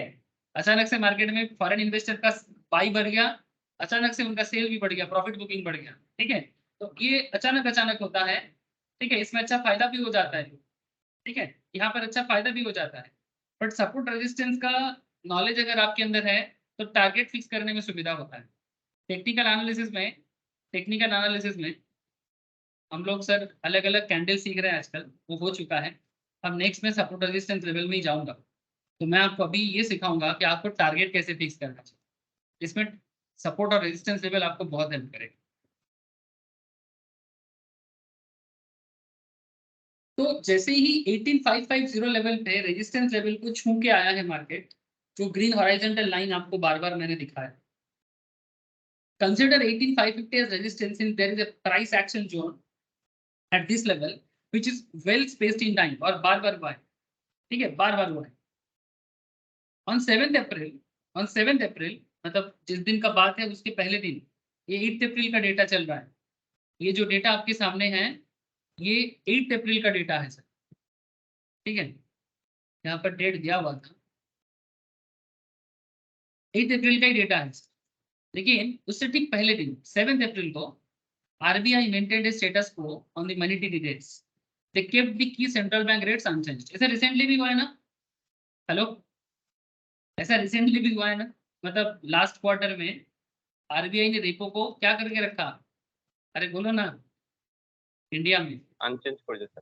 अनचेंज्ड। सेम कॉन्सेप्ट फिर से बना, देखो 2015 में जो बना था 2023 में भी वही बना। टेक्निकल एनालिसिस का इंट्रोडक्शन लेक्चर्स में एक पॉइंट बोला गया था सर, हिस्ट्री, क्या बोला था, हिस्ट्री बोलो, history tends to repeat itself. Repeat itself. Repeat. Thank you sir. इतिहास अपने आप को बार बार दोहराता है। 2015 में जो चीज हुआ था, वैसे सेम अप्रैल महीने में, अप्रैल मई महीने में सेम चीज हो रहा है मार्च अप्रैल में। 2015 में भी हुआ था, 2023 में भी हुआ है। उस टाइम भी रेपो अनचेंज था, आज भी रेपो अनचेंज है। तो 8 अप्रैल जब हम डेटा चेक कर रहे हैं, ठीक है, तो देखा जा रहा है कि सेंट्रल बैंक अपना रेपो को चेंज नहीं किया। As you know, RBI monetary policy is the most important event for bank Nifty. Bank Nifty के लिए ये बहुत ही इंपॉर्टेंट डेटा हो, क्योंकि अगर रेपो रेट बढ़ जाता है, इसमें मार्केट को इम्पैक्ट पड़ता है, घट जाने से भी इम्पैक्ट पड़ता है। तो रेपो रेट का बढ़ना, रेपो रेट का गिरना, दोनों इम्पैक्टफुल है। अभी ये रेपो रेट बढ़ने से गिरने से क्या होता है, ये तो मैक्रो इकोनॉमिक कॉन्सेप्ट है ना सर। बस मैं आपको इतना समझा सकता हूँ कि अगर रेपो बढ़ा देता है तो बिजनेस में क्या इम्पैक्ट पड़ता है सर। इसमें बैंक बिजनेस में प्रॉब्लम पड़ता है, क्योंकि जितना रेपो हाई होगा, जितना रेपो हाई होता है, कॉमर्शियल बैंक के ऊपर थोड़ा बर्डन बढ़ता है। क्यों? क्योंकि रिजर्व बैंक ऑफ इंडिया का रेट बढ़ जाता है, commercial bank like SBI, HDFC, ICICI, इनको थोड़ा हाई रेट में आरबीआई को पैसा देना पड़ता है, इंटरेस्ट देना पड़ता है, ठीक है। जो जो इनको लोन लेना पड़ता है आरबीआई वगैरह से, उनके बदले इनको हाई रेट ऑफ इंटरेस्ट में देना पड़ता है। तो अगर कॉमर्शियल बैंक का लोन इंटरेस्ट आरबीआई के लिए हाई हो जाएगा, तो ऑब्वियस बात है कि कमर्शियल बैंक भी पब्लिक के लिए इंटरेस्ट को हाई करेगा। कहाँ से लाएगा? घर से तो नहीं लाएगा। तो पब्लिक लेवल में जो लोन का इंटरेस्ट है वो भी हाई होगा, और पब्लिक लेवल में इंटरेस्ट हाई होने से बैंकिंग बिजनेस में इफेक्ट पड़ता है, क्योंकि बैंक का मेन बिजनेस लोन प्रोवाइड करके कमाना ही होता है। अगर लोन प्रोवाइड करके इनकम करने में बिजनेस का जो मेन टारगेट एरिया है अगर वो हैम्पर होता है, तो ऑब्वियस बात है कि बैंक निफ्टी इसमें थोड़ा सा चिंता में पड़ जाता है। लेकिन सर आप बोलोगे तो फिर आरबीआई ऐसा क्यों करता है? सर इसके पीछे बहुत सारा बातें हैं। इन्फ्लेशन को कंट्रोल करना, क्योंकि कई कबार ऐसा होता है कि मार्केट में इन्फ्लेशन बढ़ जाता है, और अगर इन्फ्लेशन ज़्यादा कब होता है? जब लोगों के हाथ में ज़्यादा पैसा होता है। अब ज़्यादा पैसा होने का भी दिक्कत होता है। ज़्यादा पैसे में अगर मानो ज़्यादा लोगों के पास पैसा है ना, तो चीज़ों का दाम बढ़ जाता है। तो अगर चीज़ों का दाम बढ़ जाए तो ये इकोनॉमिकली इन्फ्लेशन क्रिएट करता है। तो लोगों के हाथ में थोड़ा पैसा कम कर दो, तो लोग क्या है ना, प्रोडक्ट के पीछे जो पैसा भागते हैं वो भागने वाला पैसा थोड़ा कम हो जाएगा, तो ऑटोमेटिकली चीज़ों का दाम कम होना चालू हो जाएगा। क्योंकि मार्केट में एक आदत हो जाता है लोगों को कि ज़्यादा दाम मिलेगा तो फिर क्यों कम दाम में बेचे। लेकिन इसमें आम आदमी का दिक्कत पड़ता है। रिच लोगों के लिए प्रॉब्लम नहीं है। It's not problem for the rich person, it's problem for the middle class and lower middle class, क्योंकि महंगाई उनके लिए दिक्कत करता है। हमारे कंट्री में अल्ट्रा रिच लोग जो हैं 10% 12% या फिर 20% मैक्स टू मैक्स, उनको इतना प्रॉब्लम नहीं है। हल्का प्रॉब्लम हो सकता है उनके लग्जरी चीज़ों पे, बट जो मेन प्रॉब्लम फेस करता है that is the middle class of the middle class Indians. तो government country to country depend करता है। अमेरिका का पॉलिसी इंडिया का पॉलिसी सेम होगा ऐसा जरूरी नहीं है। मैं ज़्यादा इकोनॉमिक्स में ना बह जाता हूँ सर, कि कंट्रोल करना चाहिए अपने आप को। मैं फिलहाल पुट में फिर से फोकस करता हूँ। इकोनॉमिक्स रिसर्च एनालिस्ट प्रोग्राम के लिए बहुत जरूरी होता है सर, ठीक है। इसलिए इकोनॉमिक्स का नॉलेज सर्वोपरि है। हर चीज़ के ऊपर मैं इकोनॉमिक्स को रखता हूँ फाइनेंशियल एरिया में। इवन जो लोग सीएफए का पढ़ाई करते हैं, एनआईएसएम में रिसर्च एनालिस्ट करते हैं, in every case economics is mandatory. CFA level 1 level 2 दोनों में इकोनॉमिक्स पढ़ाया जाता है, एज वेल एज एनआईएसएम में भी रिसर्च एनालिस्ट प्रोग्राम में इन्वेस्टमेंट एडवाइजरी लेवल पे you have to learn economics बहुत अच्छे से, micro as well as macro. चलो ठीक है, मतलब सिर्फ सब्जेक्ट वाइज नहीं सर, मतलब अंडरस्टैंडिंग भी बहुत जरूरी है। तो ठीक है, आरबीआई ने रेपो को अनचेंज रखा, बैंक निफ्टी के लिए इंपॉर्टेंट है। Hence, in the backdrop of technical resistance, the lack of any key fundamental triggers, bank may not be the flavor of the season in the market. Unchange रखा, गिराया नहीं, तो bank Nifty के लिए उतना कोई खुश का भी बात नहीं है, दुख का भी बात नहीं। As a result, which traders may want to sell banks and buy something else which is in the flavor of the season. मतलब बैंक निफ्टी में ज्यादा प्रॉफिटेबल सिचुएशन नहीं है, तो ट्रेडर क्या करेगा? अच्छा यार बैंक में पैसा क्यों लगाएं, इससे अच्छा है किसी दूसरे चीज में ट्रेड लें जहां पर आपको कुछ मजा आ जाए। However, आप चाहो तो शॉर्टिंग कर सकते हैं। शॉर्टिंग करना मतलब सेल करना। Bit risky as the overall market is bullish, it is only the banking sector which is lacking luster. मतलब क्योंकि बैंकिंग सेक्टर में आरबीआई ने अनचेंज रखा, तो बैंकिंग बिजनेस में मजा नहीं आ रहा ट्रेडर, तो वो बुलिश नहीं है। तो लेकिन बाकी मार्केट बुलिश है, तो ओवरऑल स्टॉक मार्केट बुलिश है बट बैंक बुलिश नहीं। तो लेकिन इसमें शॉर्ट करना भी थोड़ा मुश्किल हो सकता है। तो under circumstances such as this employing an option is best. Hence, buying a put options on the bank nifty may make sense. आप बैंक में पुट ऑप्शन चूज कर सकते हैं। आप बैंक में पुट ऑप्शन चूज कर, मतलब put buy. Remember when you buy a put options, you benefit when the underlying goes down. मतलब अगर बैंक निफ्टी गिरता है ना, बिकॉज ऑब्वियस बात है ट्रेडर अगर बैंक निफ्टी से मूव करेगा, दूसरे जगह में पैसा लगाएगा, तो बैंक निफ्टी गिरेगा ना। तो बैंक निफ्टी गिरेगा तो यही आपका इच्छा है कि बैंक निफ्टी गिरे। तो सेम कॉन्सेप्ट में आपने जो लॉजिक लगाया, जो रीजनिंग आपने किया, ये लॉजिकल थिंकिंग का सर, कोई तुक्काबाजी नहीं था। This is called logical reasoning. मैं आपको बोलता हूँ कि 18,400 में आप पुट ऑप्शन बाय कर सकते थे, which is trading at a premium of 315, जिसके लिए आपको 315 टका प्रीमियम भरना पड़ेगा। Remember to buy this 18,400 put options, I will have to pay the required premium of 315 in this case, and the same will be received by the 18,400 put option seller. 18,400 में cell, 18,400 put options में मैं by कर रहा हूँ। आपको यहाँ पर मैं चेक कराता हूँ, देखिए ये ऑप्शन चेन है सर। ये ऑप्शन चेन में this is the put side, उसका स्क्रीनशॉट है। यहाँ पर देखो प्रीमियम दिख रहा है, आपका स्ट्राइक जोन है 18,400। तो 18,400 स्ट्राइक जोन में आप एक पुट ऑप्शंस बायर बने हो, मतलब विश्व यहाँ पर एक पुट ऑप्शंस बायर बना है और पुट ऑप्शंस बायर बनने के नाते 315 का प्रीमियम भी भरा है, बाकी जितना लॉट का साइज होगा उसके हिसाब से। Of course, buying the put options is quite simple. The easiest way to call your broker or ask him buy the put options of the specific stock. या फिर अगर आप कोई भी स्टॉक मार्केट का प्लेटफॉर्म यूज करते हो, मैं आपको दिखाया कैसे करना चाहिए। Now assuming विश्व ने 18,400 पुट ऑप्शंस बाय कर लिए, it would be interesting to observe the profit and loss behavior of the put options upon its expiry. In the process, we can even make a few generalizations about put options period. लेकिन उससे पहले हमें एक बार intrinsic value को भी check कर लेना चाहिए। हाँ सर, सर आप लोग सब कनेक्टेड हो, थोड़ा लेंदी डिस्कशन चल रहा है, बट क्या समझ में आ रहा है? प्लीज हाँ चलो, सर, तो सर बुझे যাচ্ছে तो। सर इंट्रिंसिक वैल्यू मैंने कॉल में भी बताया था, अब पुट में भी आ गए सर। इसमें थोड़ा सा आपको जनरलाइज करना पड़ेगा। बिफोर पुटिंग द पूरा options PL, we need to understand calculation of intrinsic value of a put options. Same concept हम लोगों ने कॉल में भी किया था, फिर से कर रहा हूँ, बट यहाँ पर थोड़ा अलग होगा। Intrinsic value represent the value of money the buyer will receive.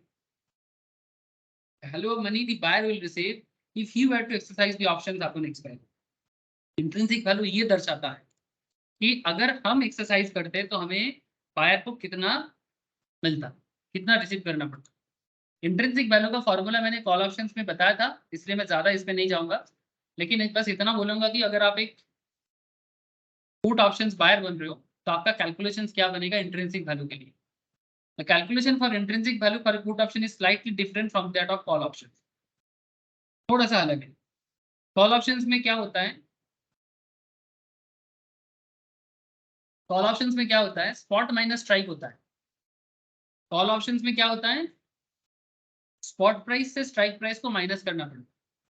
Put में क्या होगा, पुट में क्या होगा, आईवी मतलब intrinsic value, IV means intrinsic value. समझ में आ रहा है ना सर? इसमें आपका होता है strike price minus spot, just opposite. उल्टा है तो हाँ एग्जैक्टली उल्टा होता है, ठीक है, बिकॉज सोच भी तो उल्टा है। हेलो, ज्यादा नहीं समझना है, अगर थोड़ा सिंपल भी समझो। एक कॉल ऑप्शंस बायर का जो सोच होता है, कॉल ऑप्शंस का, पुट का सोच अलग होता है ना, उल्टा होता है। वहां पर आप बढ़ने के बारे में सोचते हैं या गिरने के बारे में सोचते हैं। तो strike minus spot is the concept here. Now हम लोग ऑलमोस्ट पहुंच गए सर प्रॉफिट एंड लॉस में, जिसके लिए आप लोग इंतजार कर रहे हो। I want to remember an important aspect here with respect of intrinsic value of an options. एक टाइमलाइन का कॉन्सेप्ट होता है। Intrinsic value is calculations in different during the series when compared to the calculation on the expiry date. ठीक है, जैसे कोई भी option series जब स्टार्ट होता है तो डे 1, डे 2, डे 3, डे 15 माना एक्सपायरी यहाँ पर होती है, ठीक है। तो इंट्रिंसिक वैल्यू धीरे धीरे चेंज होता है, ठीक है। मैं आपको कैलकुलेट करके दिखाता हूँ, आपको समझ में आएगा।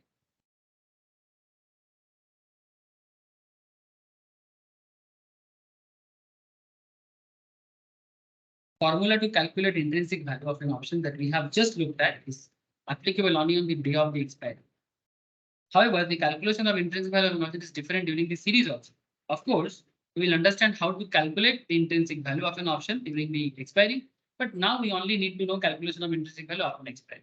ठीक है, ड्यूरिंग एक्सपायरी या अपॉन एक्सपायरी कुछ भी करो, आप देखो कि क्या होता है। PL behaviour of the put options buyer, एक पुट ऑप्शंस बायर के लिए पीएल का बिहेवियर कैसा होगा, यहाँ पर पूरा हिसाब दिया हुआ है, ठीक है। तो चलो देख लेते हैं, बहुत सिंपल कैलकुलेशन है sir. Keeping the concept of intrinsic value of put options at the back of our mind, let us work towards building a table which help you in identify how much money as the buyer of bank Nifty. Vishwa यहाँ पर कौन बना था, bank Nifty का buyer बना था। विश्व का स्ट्राइक किया था 18,400 पुट, जबकि अंडरलाइन कितना चल रहा था, अंडरलाइन कितना चल रहा था बैंक निफ्टी 18, हम लोगों ने जब देखा था इसको 18,417, सही तो 417। तो 18,400 स्ट्राइक चूज करके विश्व ने यहाँ पर अपना पुट ऑप्शंस का ट्रेडिंग लेना स्टार्ट की। Under the various possible spot value changes of bank Nifty in spot market में बैंक निफ्टी अब क्या चेंज होता है on expiry. To remember premium paid for this option Vishwa ने कितना पे किया 315 टका, अब जितना लॉट में रहेगा। Irrespective of how the spot value changes, the fact that I have paid 315 will remain unchanged. चाहे स्पॉट वैल्यू स्पॉट मार्केट में बैंक निफ्टी कितना भी बदल जाए, 315 टका जो मैंने पे किया, मतलब विश्व ने जो पे किया वो चेंज नहीं। ये विश्व के लिए कॉस्ट है दैट विश्व incurred in order two by bank Nifty 18,400 put option. अब इसको टेबल वाइज देखो। अच्छा, यहाँ पर एक नोट दिया है, negative sign before premium paid represent a cash outflow from my trading account. जब जब आपको नेगेटिव साइन दिखेगा तो इसका मतलब आप समझ लेना कि आपकी ट्रेडिंग अकाउंट जो आपका बैंक मतलब ब्रोकर के पास मेंटेन होता है वहां पर पैसा, वहां से पैसा निकल गया, और पॉजिटिव साइन मतलब पैसा आया। ठीक है, जैसे 18,400 स्ट्राइक था पुट ऑप्शंस का, विश्व का पुट बाई था। अब क्या क्या पॉसिबल सिनेरियो हो सकता है बैंक निफ्टी में आपको नेक्स्ट पैर। ठीक है सर, पॉसिबल वैल्यू 16,195 में खत्म हो सकता है मार्केट। आगे आगे विश्व ने प्रीमियम पे किया 315 टका। सर जितना देर तक मार्केट नीचे रहेगा, स्ट्राइक से नीचे रहेगा, स्ट्राइक इज योर 18,400। विश्व यही चाहता है सर, विश्व का यही इच्छा है, मनोकामना। विश्व का मनोकामना क्या है सर? यही है मनोकामना। मनोकामना का पूर्ति किया जाए तो मार्केट अगर विश्व का मनोकामना पूर्ति करता है, ठीक है, तो विश्व चाहेगा कि मार्केट स्ट्राइक से नीचे रहे, जितना नीचे विश्व का बल्ले बल्ले, ठीक है, हो जाए तेरे बल्ले बल्ले। 16,195, 16,195, खुश विश्व, एकदम मार्केट नीचे रहा है। 16,510 प्लस प्रीमियम पे किया है 315 टका करके, हिसाब लगाओ। इंट्रिंसिक वैल्यू कैसे कैलकुलेट होगा? स्ट्राइक माइनस स्पॉट 2205, यहाँ से 315 टका कॉस्ट को माइनस करो, बाकी पॉकेट में लेके घर जाओ। 18,004 again strike minus spot 1890 intrinsic. ठीक है, यहाँ से आप 315 टका माइनस करो, 1575 लेके घर जाओ। इसी तरह से जब तक स्ट्राइक नीचे रहेगा 18,400 से जब तक नीचे रहेगा, विश्व प्रॉफिट करता रहेगा। विश्व का प्रॉफिट करना खत्म कब होगा? जब विश्व का कॉस्टिंग अमाउंट भी नहीं आएगा। सिंपल बिजनेस का कॉन्सेप्ट है, जब तक विश्व का कॉस्टिंग अमाउंट भी उठने में दिक्कत हो जाएगा तब तक विश्व जीरो लेवल में चला जाएगा, जिसको हम लोग बोलेंगे ब्रेक इवन पॉइंट।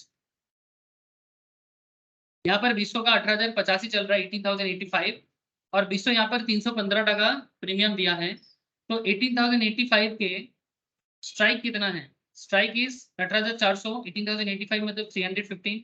इसका मतलब विश्व यहाँ पर नो प्रॉफिट नो लॉस। अब विश्व के लिए बुरा दिन चालू होता है। विश्व का बुरा दिन मतलब Vishwa don't take it in other ways, ठीक है, बुरा दिन मतलब मार्केट वैसा बुरा दिन नहीं है बाबा, जिंदगी का बुरा नहीं, ये मार्केट में प्रॉफिट लॉस का बुरा, पॉकेट का बुरा। ठीक है, तो 18,400, 18,715, 19,030, 19,345, जैसे जैसे मार्केट मूव करेगा और जैसे जैसे मार्केट फ्लैट रहेगा, मतलब 18,400 स्ट्राइक विश्व ने चूज किया था और मार्केट भी स्पॉट में 18,400 में ही खत्म हुआ, फ्लैट रह गया ना, विश्व का गया सर, विश्व का 315 टका गया, लॉस है, लॉस 315। हर केस में लॉस कितना है? 315। हर केस में विश्व का लॉस कितना है? 315। जितना प्रीमियम भरेगा उतना लॉस के लिए विश्व रेडी रहेगा। अगर प्रीमियम हॉलिडे लॉस होगी। यस सर, फूड बायर का प्रीमियम वैल्यू ही लॉस होता है। সিলেক্ট থাকতো সেটা এখানে বাই হচ্ছে एग्जैक्टली, नहीं कॉल में जो बायर का होता, कॉल बायर का भी तो लॉस लिमिटेड था। हाँ, कॉल बायर का भी लॉस लिमिटेड था, सेलर का लॉस अनलिमिटेड होता था, प्रॉफिट लिमिटेड होता था। ठीक है, ये पुट बायर का भी सेम है, profit unlimited sir. Put buyer का भी same, profit unlimited, loss limited. ठीक है,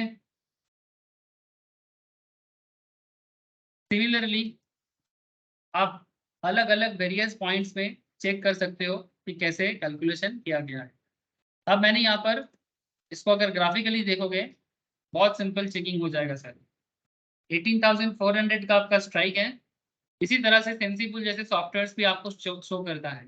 मैं बहुत सारे क्लास में आपको दिखाता रहता हूँ, अभी भी टाइम नहीं आया, टाइम आने पे मैं आपको सेंसिबल सॉफ्टवेयर भी रीड करना सिखा दूंगा, कैसे आप सेंसिबल जैसे सॉफ्टवेयर के थ्रू से भी ऑप्शन ट्रेडिंग का आइडिया जनरेट कर पाओगे, और यहाँ से आप वर्चुअल ट्रेड करना भी स्टार्ट कर सकते हो। ठीक है,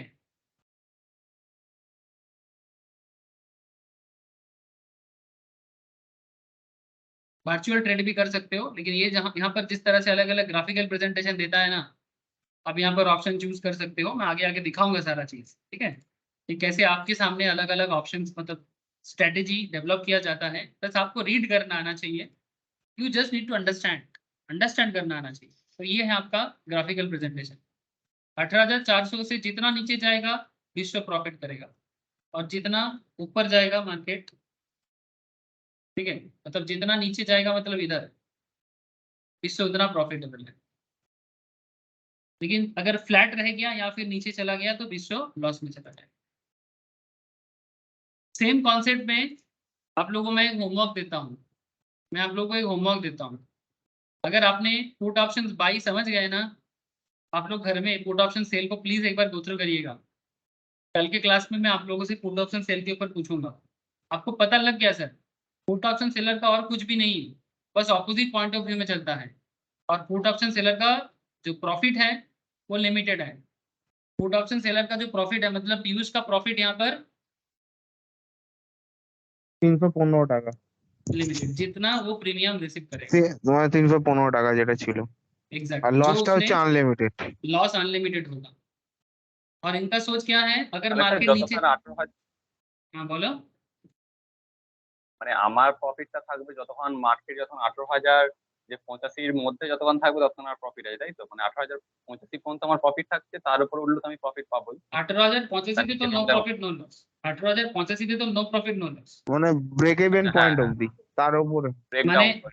स्ट्राइक माइनस স্পট। 315 হচ্ছে ইন্ট্রিনসিক, 315 টাকা দিয়ে প্রিমিয়াম পেয়েছিস, তাহলে ইন্ট্রিনসিক থেকে প্রিমিয়াম যেটা পেয়েছিস সেটা মাইনাস হবে, তাহলে তো জিরো হয়ে গেল। ঠিক আছে, এবারে হ্যাঁ, ওটা তো আমার ব্রেক ডাউন প্রফিট। এটা, হ্যাঁ, এখান থেকে তোর ব্রেকডাউন পয়েন্ট শুরু।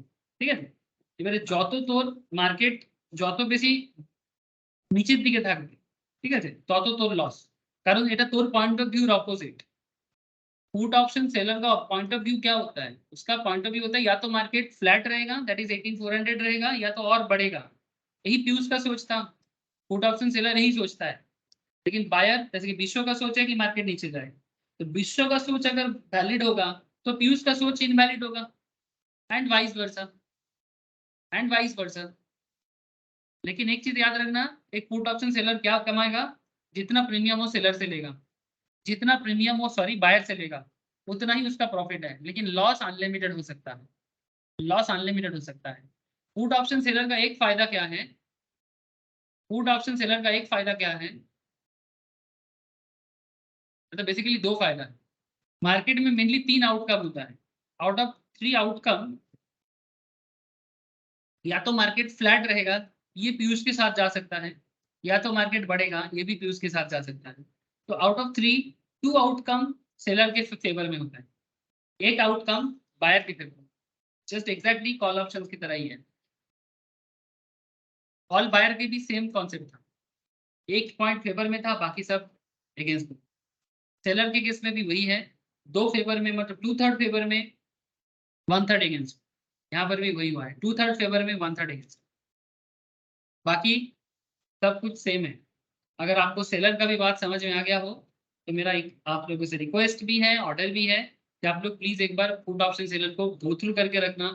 अगर कोई पॉइंट में अगर आपको कोई दिक्कत आता है आप मुझे नेक्स्ट क्लास में जरूर बताना। यहाँ पर भी एक सेम बैंक निफ्टी चार्ट को यूज किया गया है, तो दिस इज माई रिकमेंडेशन, आप ये चार्ट को एक बार गो थ्रू करें। ठीक है, फिर नेक्स्ट क्लास ऑनवर्ड्स मैं आपको पुट और कॉल को मिक्स अप करके आगे बढ़ूंगा। बहुत सारा चीज आगे बोलना बाकी है, ठीक है, হ্যালো दोनों को मिक्स अप करके आगे। Hello, call। বলছি খালি একটা জিনিস একটু ক্লিয়ার করো, যে তোমার যখন পুট অপশন যখন নর্মালি যখন স্পট মার্কেট ফল করে, ঠিক আছে, তো পুট অপশনও ধরো যখন আমি ফেল করছি, ঠিক আছে, মানে শর্টিং করছি, তো অবভিয়াসলি মার্কেটে তো ফিউচার মার্কেট মানে আমার স্পটেও তো তাহলে এফেক্টটা পড়ে না, এর জন্যই কি মানে হট করে যখন কিছু রিসেশন হয় বা কিছু হয় এতটা ফল করে, মানে কারণটা কি এটাই কি ফিউচার মার্কেটের জন্যই? দেখ ফিউচার মার্কেটের ইফেক্ট অবভিয়াসলি স্পট মার্কেটেও থাকে, বাট মেনলি ফিউচার মার্কেট কিন্তু ডাইরেক্টলি স্পট মার্কেটকে ইফেক্ট করে না। স্পটে যা কিছু হয় তার ইফেক্ট কিন্তু আমরা ফিউচার বা অপশনসে দেখতে পাই। স্পটের ওপরেই কিন্তু না যদি এইটা না ধরো, সাপোজ যদি আমি তোমাকে বলছি যে তুমি ধরো মানে আমি ধরো স্পট মার্কেটটা যেমন একটা এক্সাম্পল দিচ্ছি, এই করোনা যখন এফেক্টটা পড়ছিল প্রথম প্রথম স্পট মার্কেটটা অত্যন্ত পরিমাণে ফল করেছিল প্রথম প্রথম, তাহলে যারা শর্টিং করছিল তারা তো প্রফিট নিচ্ছিল না, তো এটা তো ফল নর্মাল। ফল মার্কেটে তো তুই শর্টিং করবি না। হ্যাঁ ফল সে তো মার্কেট, ওটাই তো বলছি আমি, ফল হ্যাঁ মার্কেট তো হ্যাঁ মানে আমার শর্ট সেলিংই করবো আমি যদি। হ্যাঁ, আর কি করবি? হ্যাঁ সেটাই তো, তার জন্য কি এফেক্টে কি পড়ে, কি স্পটেও এফেক্ট পড়ে হ্যাঁ, মানে? মার্কেটে সবকিছুই এক দুসরের সাথে ইফেক্টেড তো থাকে। মার্কেটে সবকিছুই এক দুসরের সাথে কানেক্ট। এক্স্যাক্টলি শর্টিং না করে তুই পুট অপশন। হ্যাঁ বল।